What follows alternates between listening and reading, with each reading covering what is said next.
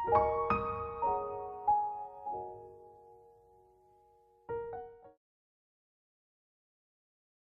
Everyone, welcome to my YouTube channel The Soulful diary.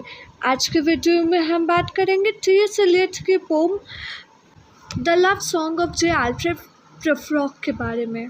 Poet के बारे में हम पिछले वीडियो में डिस्कस कर चुके हैं, जिसका लिंक डिस्क्रिप्शन में है। चलिए डिस्कस कर लेते हैं पोम के बारे में। पोम को इन डेप्थ जानने से पहले जान लेते हैं उसके कुछ की features. The pome is a great example of a modernist poem. The poem is the inner monologue of a city gentleman who is struck by feelings of isolation and inadequacy and incapability of taking decisive action. It isn't easy to decide what Prufrock is about. The fragmented poetic landscape of T.S. Eliot's poetry makes it difficult to pin down one exact feeling within the poem. It is considered one of the most emotional poems and remains the relevant today, particularly with millennials who are more than a little bit used to these feelings. It is a variation of the dramatic monologue, which was very popular around 1757 to 1922. Prufrock is an easy early prototype of the stream of consciousness writing, although it leans far more towards Browning than Joyce. The poem is written in free verse. This means that most of the lines do not follow a specific rhyme scheme or metrical pattern, but the poem is not without either. The poet uses common iambic pentameter and less common spondic and trochaic feet.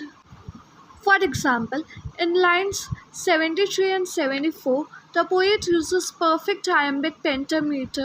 The same can be said about the rhyme scheme. Although there is no perfect pattern, there are numerous couplets throughout the piece. Lines 1 to 12.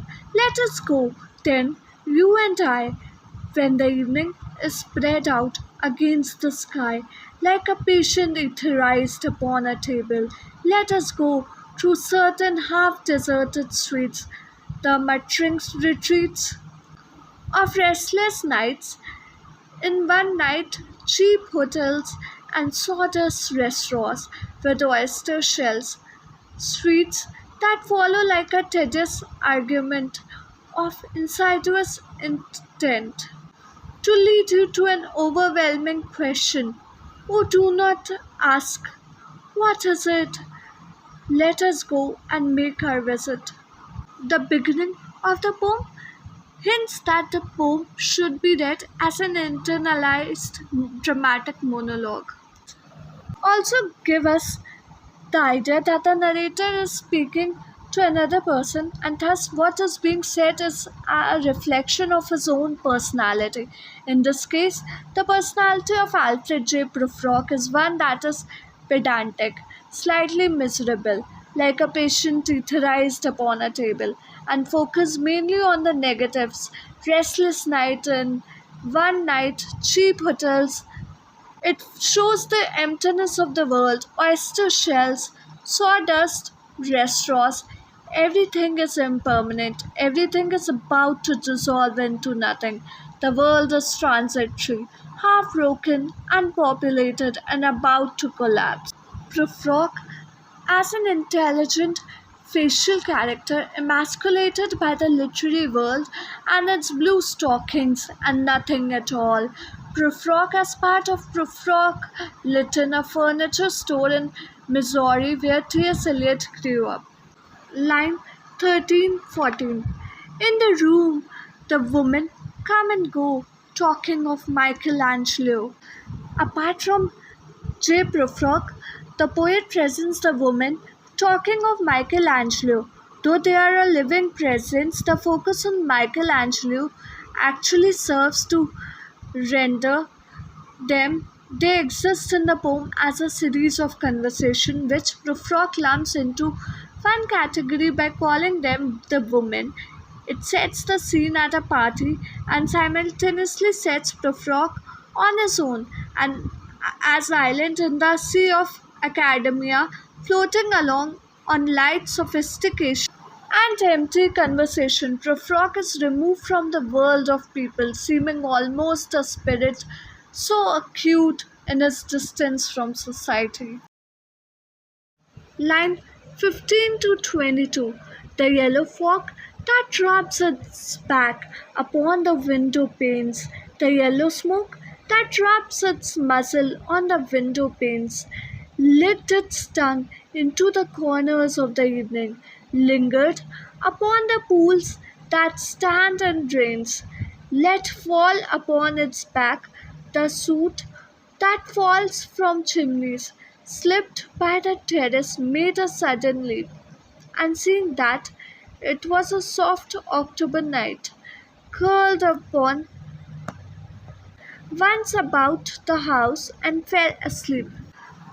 The yellow fog that rubs its back upon the window panes appears clearly to every reader as a cat.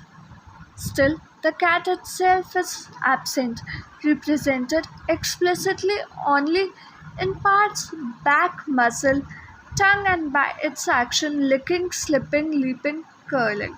The metaphor has, in a sense, been hollowed out to be replaced by a series of metonyms, and thus it stands as a rhetorical introduction to what follows. According to Terry Eagleton, metonym is the sum of parts in this poem. The cat that is made by the yellow fog is fragmented and ghostly. It is never explicitly stated to be a cat but hinted at. The fragmentation of the cat also symbolized the fragmentation of Prufrock's psyche. The very schism that is leading him to have this conversation, his hope of risk and his terror of risking his interest in women and his terror of them. Much like the cat, Prufrock is one on the outside looking in at a world that has not been prepared for him. This fragmentation can also be applied to the early reference to the woman, which are not really described in any way but are instead considered by the sum of their parts in conversation. They only exist because they are talking of Michelangelo. Furthermore, fragmentation is a modernist technique that had not since been seen before in literature and was probably not very well received by elite higher circle.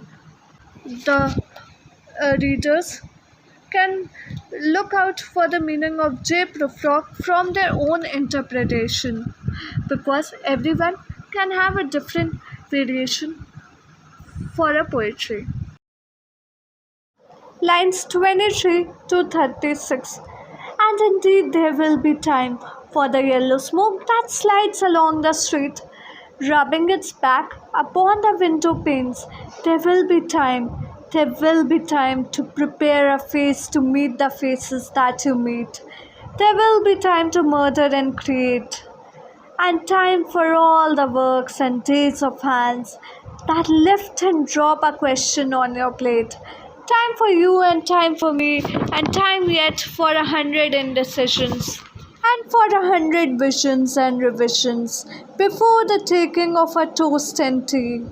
The poet again uses fragmentation to present a broken society, a patchwork view of humanity that only serves to populate the poem with more emptiness.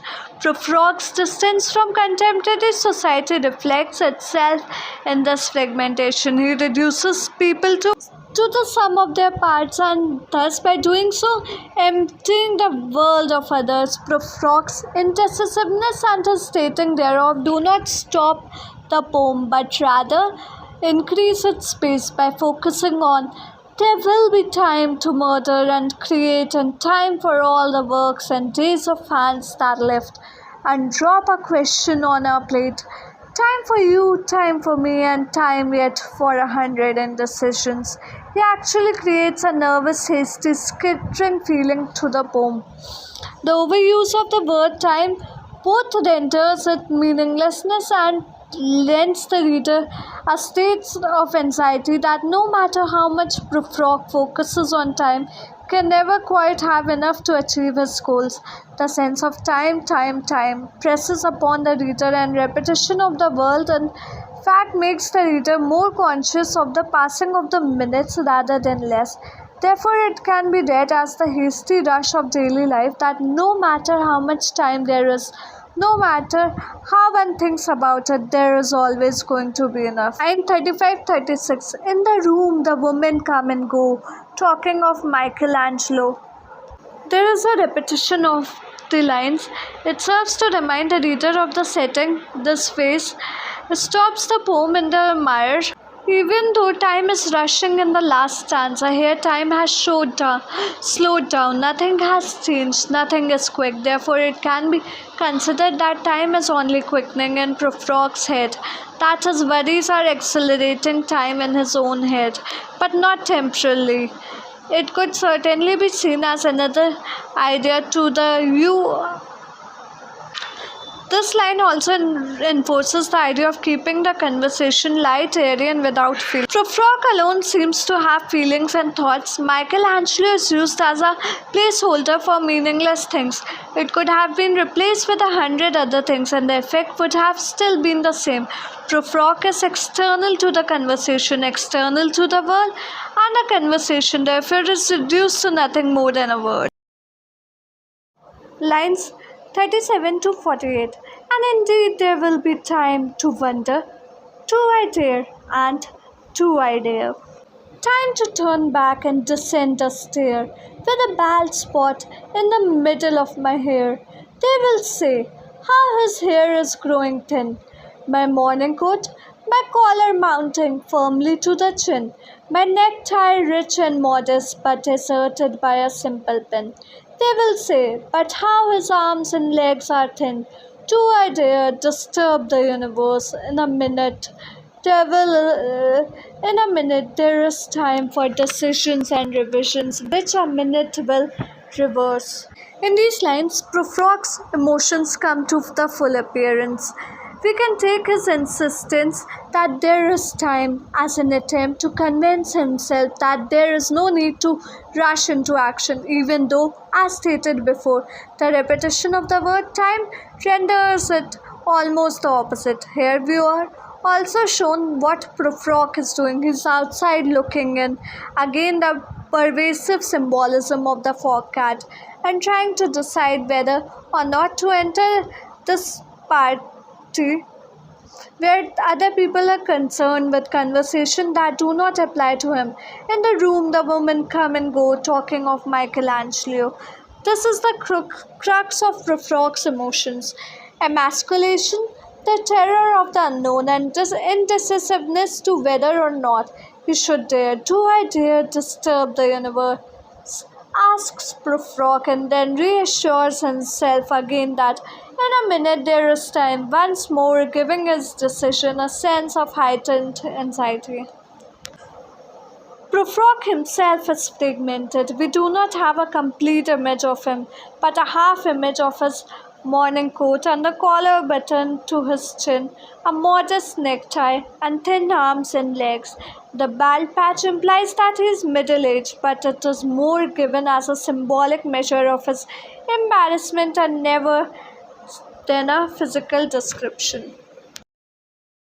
49-54. For I have known them all already, known them all, have known the evenings, mornings, afternoons. I have measured out my life with coffee spoons. I know the voice dying with a dying fall beneath the music from a farther room. So how should I presume? Once more, the poet presents the idea of passing of time, that Prufrock is one of those men who drink about 16 coffees a day. I have measured out my life with coffee spoons. Implies a solitary, workaholic existence, implies that there is no other marker in his life with which to measure that he is routine and fastidious and not prone to making decisions outside of his comfort zone. Also, the line For I have known them all, already known them all, helps us again to understand that Prufrock is perhaps the most insecure man to ever walk the planet. He convinces himself not to act on what he wants, which presumably is to go to the party, but to remain steadfast and distant, looking into a world that he is not part of. Lines 55 to 61. And I have known the eyes already, known them all. The eyes that fix you in a formulated phrase. And when I am formulated, sprawling on a pin, when I am pinned and wriggling on a wall, then how should I begin to spit out all the butt ends of my days and ways? And how should I presume? The poet tries to present the idea that Prufrock does not know how to presume to begin to speak, both because he knows all already.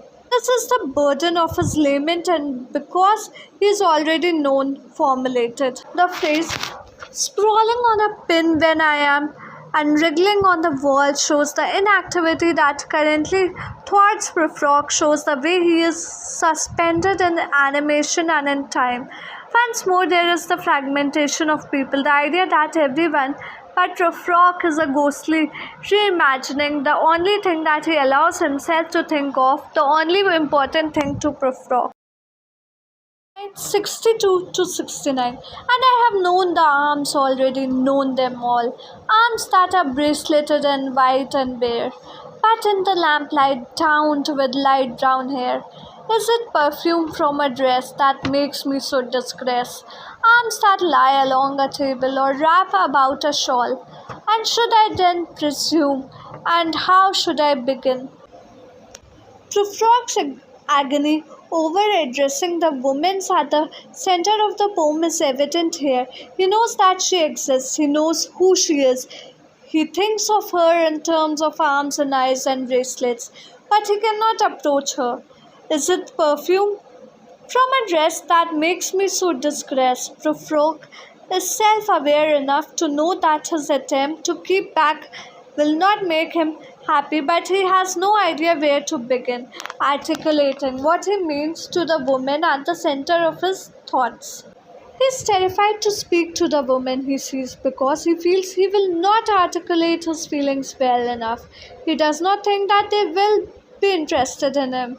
His crippling shyness and insecurity therefore keep him back. And 70 to 72. Shall I say, I have gone at dusk through narrow streets and watched the smoke that rises from the pipes of lonely men in shirt sleeves leaning out of windows. Lonely men could very well symbolize Prufrock's own situation in a very overt way. Also, the world's description is characteristically bleak, existing only in dusk and smoke. 73-74. I should have been a pair of ragged claws, scuttling across the floors of silent seas. Prufrock reduces himself to an animal, lived in, alone, sheltered at the bottom of the dark ocean. An astute reader might point out that his existence, as it is expressed in the poem, is not much different, but for one thing, Prufrock's awareness of his own loneliness is what is causing his torment. An animal at the bottom of the ocean, an inanimate object like a pair of ragged claws, would not be aware and therefore would not be insecure and would not be shy. Lines 75 to 86. And the afternoon, the evening, sleeps so peacefully, smoothed by long fingers, asleep, tired, audit malingers, stretched on the floor, here beside you and me. Should I, after tea and cakes and ices, have the strength to force the moment to its crisis? But though I have wept and fasted, wept and prayed, though I have seen my head grown slightly bald, brought in upon a platter, I'm no prophet, and here's no greatness matters. I have seen the moment of my greatness flicker, and I have seen the eternal footman hold my coat and snicker, and in short, I was afraid. Prufrock's skill with language is perhaps brought best to the forefront here. We can say that he knows very well how to speak in his own mind. It is just the trauma of voicing these thoughts that are stopping. Lines 87 to 98. And would it have been worth it? After all, after the cups, the marmalade, the tea, among the porcelain, among some talk of you and me, would it have been worthwhile to have bitten off the matter with a smile, to have squeezed the universe into a ball, to roll it toward some overwhelming question, to say, I'm Lazarus, come from the dead, come back to tell you all. I shall tell you all. If one settling a pillow by her head should say, that is not what I meant at all, that is not it at all. The poet presents violent words to have bitten off the matter with a smile, to have squeezed the universe into a ball. Here, Prufrock fantasizes that he has had a change of heart and gone to speak to the woman at the center of the poem, picturing himself as Lazarus, thus showing both academic and biblical learning. Come back from the dead, that is Prufrock overcoming his crippling shyness. It could also hint to constitute a blunt force with a positive reaction against endlessly idle talk, squeezing the universe into a ball would counteract the world's tendency to fall apart and to spread itself out like yellow fog. Finally, the act of rolling it towards some overwhelming question at least imparts direction to the movement of the universe, even if the actual destination, like the question, remains unclear. The idea of proclaiming oneself a prophet, come back to tell you all, implies a power of linguistic discourse equal in magnitude to the physical act of squeezing the universe into a ball. Once more, the idea of language joins with images of purpose, only this time in hyperbolic fashion, that the ultimate failure of discourse strikes one as inevitable. That is not what I meant at all. 99 to 110. And would it have been worth it after all? Would it have been worthwhile? After the sunsets and the dooryards and the sprinkled streets, after the novels, after the teacups, after the skirts that trail along the floor, and this and so much more, it is impossible to say just what I mean, but as if a magic lantern drew the nerves and patterns on a screen. Would it have been worthwhile if one settling a pillow or throwing off a shawl and turning toward the window should say, that is not it at all, that is not what I meant at all. In these lines, the poet presents a romantic overtone to this imagery that it seems almost impossible for Prufrock not to know how to approach the woman at the center of the poem. However, we know very well that there is still no sense of movement in the poem itself. At this point, Prufrock almost seems to have raised his spirits enough to attempt to speak to the woman at the center of the poem. Lines 111 to 119. No, I am not Prince Hamlet, nor was meant to be. I am an attendant lord, one that will do, to swell a progress, start a scene or two, advise the prince, no doubt an easy tool, deferential, glad to be of use, politic, cautious and meticulous, full of high sentence, but a bit obtuse at times, indeed, almost ridiculous, almost at times the fool. And then he loses the urge once more, reduces himself again to the part of the fool, shrinking himself down from the heroic stature that he has built up in the previous two stanzas, that of Lazarus and Prince Hamlet, romantic and verdure, good at speaking his mind to a fraction of his former self. It leads not to a statement on the inadequacy of words themselves, but rather reflects upon the speaker's own importance. In poem, so obsessed with problems of speech and definition, to have failed with words is to have lost the war on the inarticulate. The speaker, as heroic Lazarus or Prince Hamlet, is suddenly reduced to the stature of an attendant lord. Lines 120 to 131. I growled, I growled, I shall wear the bottoms of my trousers rolled. Shall I part my hair behind? Do I dare to eat a peach? I shall wear white flannel trousers and walk upon the beach. I have heard the mermaids singing, each to each. I do not think that they will sing to me. I have seen them riding seaward on the waves, combing the white hair of the waves, blown back when the wind blows the water white and black. We have lingered in the chambers of the sea, by sea-girls reeded with seaweed red and brown. The human voices wake us and we drown. Prufrock's fire and fury and rage, the most ardent emotions present in the last few stanzas, are reduced now to nothing. Once more he shrinks away from the challenge of speaking his mind or speaking to the woman, and continues to destroy his own fledgling self-confidence by creating an image in the reader's mind so absurd that we perhaps start to share in his own view of himself. Once more there is the presence of woman, unattainable woman, in this case symbolized by the mermaids, with the power to ruin Prufrock's entire world till human voices wake us and we drown.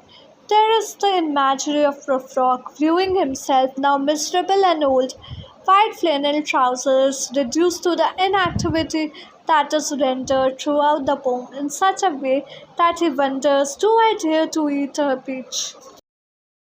Literary devices. The poet has used enjambment, similes, personifications, and alliteration. Enjambment. When a line is not cut off before the end of a phrase or sentence, for example, the transition between line 5 and 6. Similes. When a comparison is made between objects with the usage of like or as, for example, but as if a magic lantern and drew the nerves and patterns on a screen, and streets that follow like a tedious argument of insidious intent. Personification can also be found in the poem. For example, in the line in which the speaker describes the yellow fog as a cat-like creature that rubs against the windows and walks in the shadows. Alliteration, shirt sleeves, silent seas, sleep so peacefully. Worthwhile, sprinkled streets, would it have been worthwhile? I shall wear white flannel trousers, blown back, water white and black. Metaphor, by seagulls redded with seaweed red and brown. Themes. The poet has used many themes like anxiety, desire, and disappointment. The speaker's interior life, hidden from the rest of the world, is alive for the reader. The readers can understand the speaker's hope and desire for a romantic connection and a struggle to act on that desire. His hopes remain mostly empty throughout the poem. Eliot's skillfully created lines, many of which are cut off or stopped short, in which the speaker tries to put his feelings into words but is unable to finish his sentences.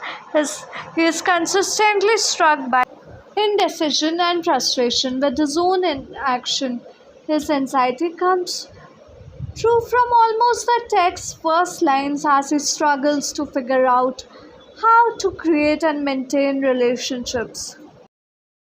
Thank you. I hope आपको आज की video अच्छी लगी होगी. अगर अच्छी and informative लगी तो like, share and subscribe to my channel, और हमें कमेंट करके बताइए कि आप आने वाली वीडियोस किस टॉपिक पर देखना चाहते हैं. मिलते हैं कल शाम 4 बजे एक और इन्फॉर्मेटिव वीडियो के साथ.